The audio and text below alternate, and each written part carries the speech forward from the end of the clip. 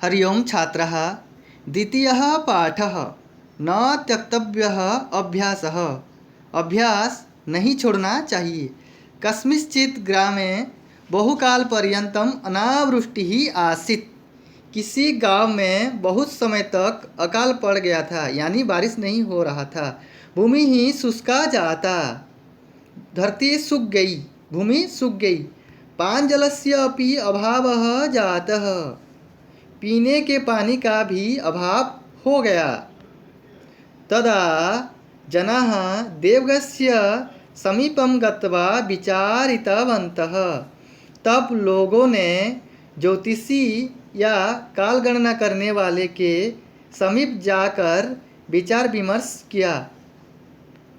देवज्ञः गृहगतिं परिशील्य उक्तवान्, न केवलम् अस्मिन् वर्षे अपितु आगामी वर्षत्रयपर्यन्तम् अत्र वृष्टिः न भविष्यति इति।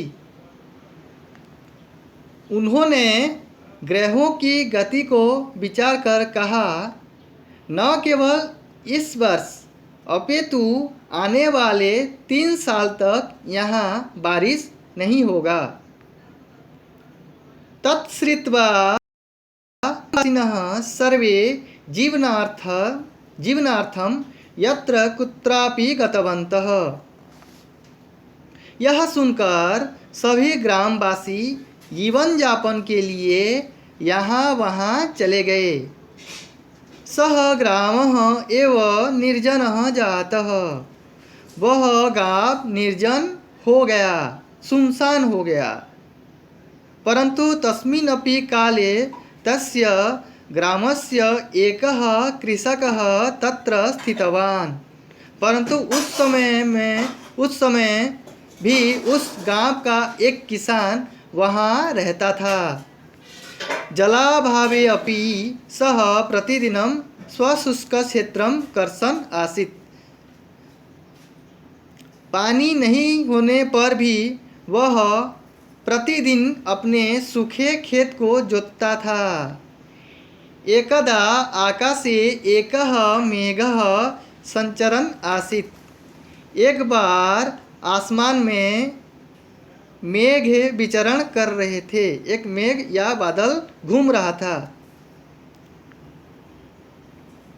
घूम रहे। सः कृषकं दृष्ट्वा आश्चर्यचकितः सन् तम् अपृच्छत्, हे कृषक, अत्र त्रिवर्षपर्यन्तं वृष्टिः न भविष्यति, किम् इति किं भवता न श्रुतम्?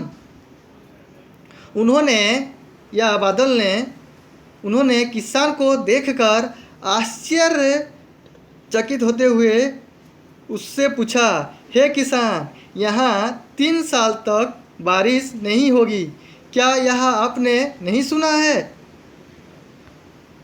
तत्कारणेनैव सर्वे जनाः ग्रामं परित्यज्य यत्र कुत्रापि गतः।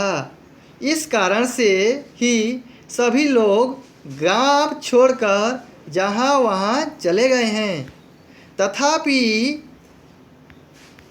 भवान् किमर्थम् इदं शुष्कं क्षेत्रं वृथा कर्षति इति। फिर भी आप क्यों इस सूखे खेत को व्यर्थ ही जोत रहे हो?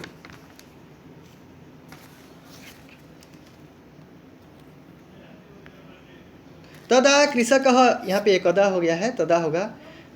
तदा कृषकः अवदत्, सर्वे विषयाः मया ज्ञाताः एव। तब किसान बोला, सभी बातें मुझे ज्ञात ही है, सारे विषय मुझे ज्ञात ही है। किंतु 3 वर्षं यावत् यदि अहं कृषि कार्यं न करोमि तर्हि 3 वर्षानन्तरं यदा वृष्टिः भविष्यति तदा मम कृषिकार्यं विस्मृतं भवेत्। किंतु 3 वर्ष तक यदि मैं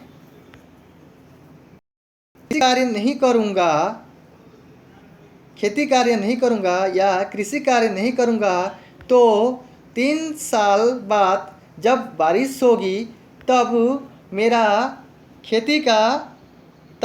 खेती का कार्य में भूल हो जाएगी या मैं भूल जाऊंगा। मेरा खेती का कार्य जो है मैं भूल जाऊंगा। तावता मम क्षेत्रकर्षणस्य अभ्यासः अपि नष्टं भवेत्। तब तक मेरा खेत जोतने का अभ्यास ही नष्ट हो जाएगा। अतएव अस्य कार्यस्य विस्मरण परिहारार्थम अहम इदानीमपि कर्षामि इति। इसीलिए इस कार्य को भूलने से रोकने के लिए या नहीं भूलने के लिए ही मैं अब भी खेत का कार्य कर रहा हूँ। यानी मैं नहीं भूलने के लिए, अपने अभ्यास को नहीं भूलने के लिए अभी भी मैं अपना खेती का कार्य कर रहा हूँ या खेत को जोत रहा हूँ। तत्श्रुत्वा मेघः साधु साधु इति वदन् चिन्तितवान्। यह सुनकर मेघ ने बहुत अच्छा ऐसा कहते हुए विचार किया। यदि अहमपि त्रिवर्षं यावत् न वर्षामि तर्हि मया अपि वर्षणं विस्मृतं भवेत्।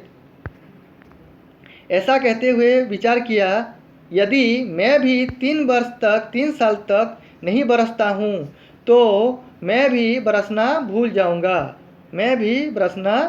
जाऊँगा। अतः अहम अधुना एव वर्षामि इति। अतः मैं अभी बरसता हूँ, अभी ही बारिश शुरू करता हूँ।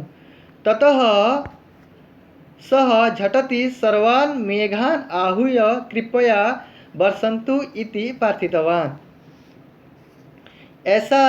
ऐसा उसके बाद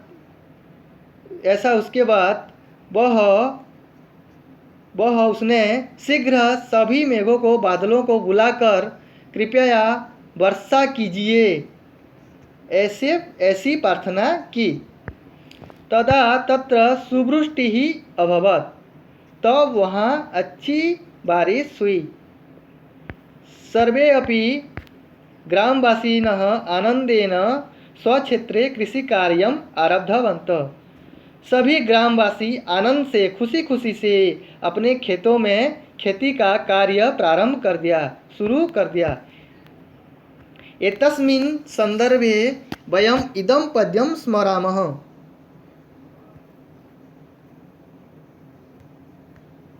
अभ्यासो न हि त्यक्तव्यः, अभ्यासो हि परं बलम्। अनभ्यासे विषम विद्या, अजीर्णे भोजनम विषम। इस संदर्भ में हम इस श्लोक का स्मरण याद करते हैं कि अभ्यास करना नहीं छोड़ना चाहिए। अभ्यास ही श्रेष्ठ बल है। अभ्यास न होने पर विद्या विष की तरह है। अपचय होने पर भोजन भी विष की तरह है। अपचय भोजन भी क्या होता है? विष की तरह होता है। धन्यवाद। जय तु संस्कृतम।